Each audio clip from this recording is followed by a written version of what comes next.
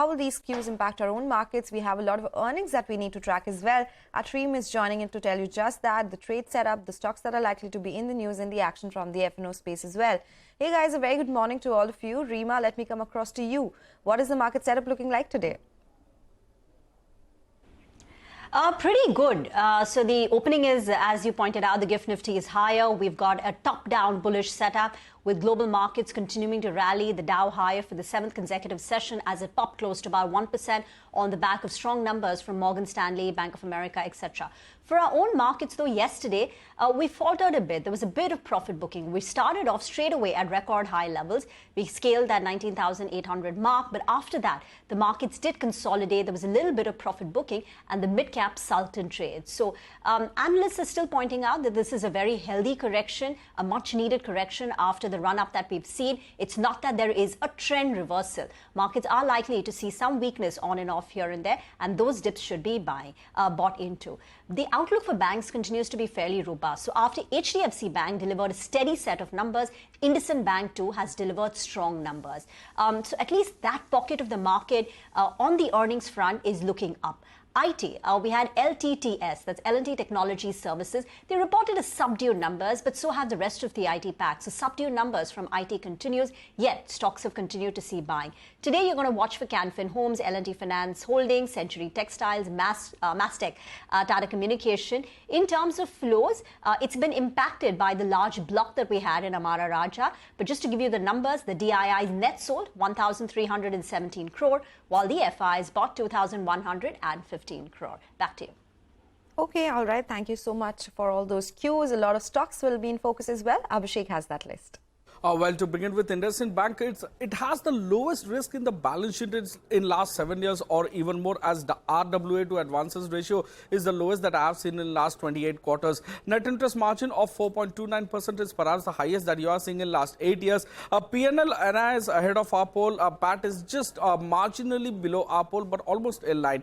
L&T Tech net profit is on line of expectation at 311 crores. EBIT margin has come in at 17.2%.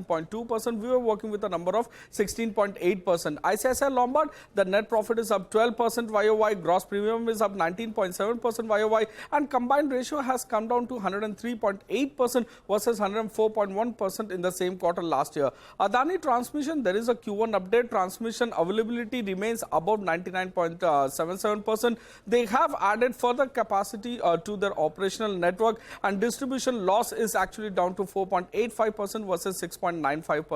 Network 18 net loss is at 38.7 crores when compared to 33.2 crore in the same quarter last year. Revenue is at 3,239 crore when compared to 1,340 crore in the same quarter last year. TV18 broadcast, the net profit is up 31.5% YOY. Revenue is at 3,176 crores when compared to 1,265 crore in the same quarter last year. CIE Automation, Automotive net profit is up 59.7%.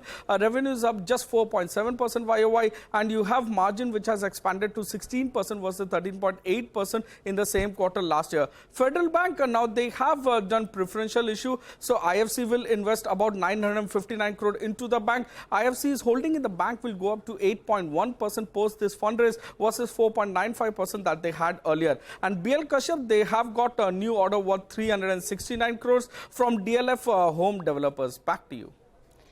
All right, okay, those are all the stocks on our radar today. It's a long list, but let's talk about the F&O space as well. Manglam is joining us now. Manglam.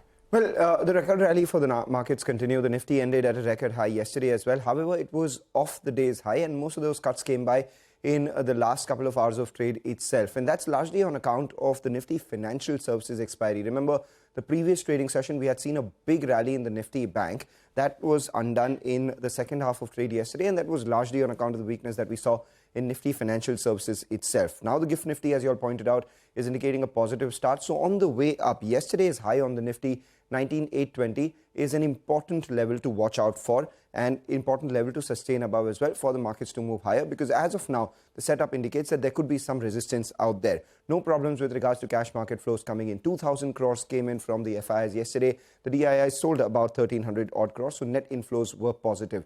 In fact, what also was positive was the FII interest in index futures. They added about 500 crore worth positions, And now the FII net long positions on the index are close to around 98,000. So that's one mark we'll have to keep an eye out on. Speaking about marks we need to keep an eye out on, the put-call ratio has moderated to 1.34, still at the higher end of the range, but has seen some moderation. What hasn't seen moderation is the India VIX, which is nearing 12. So that's one mark we need to watch out for too. In terms of active options for the ones that expired this week, we have the 19,700 put, which saw a fair amount of writing for a premium of 45 odd rupees. 19,750 put writers were also rather active, telling you that the base of the market continues to move higher even as we face resistance on the way up. 19,800 call writers have been pretty active for a premium of 50 rupees, telling you that the range for the market has been maintained around that 19,650 at the lower level to around 19,850 at the higher level itself. A couple of stocks we'll keep an eye out on.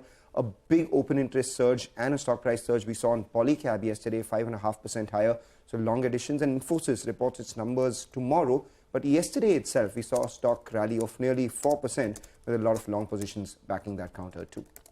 Okay, all right. Thank you, Mangalam, Rima, and Abhishek for all those cues. We'll do one thing, slip into a break. When we return, IndusInd Bank reported a strong set of first quarter earnings. We'll get you an analysis on that when we come back. Stay tuned.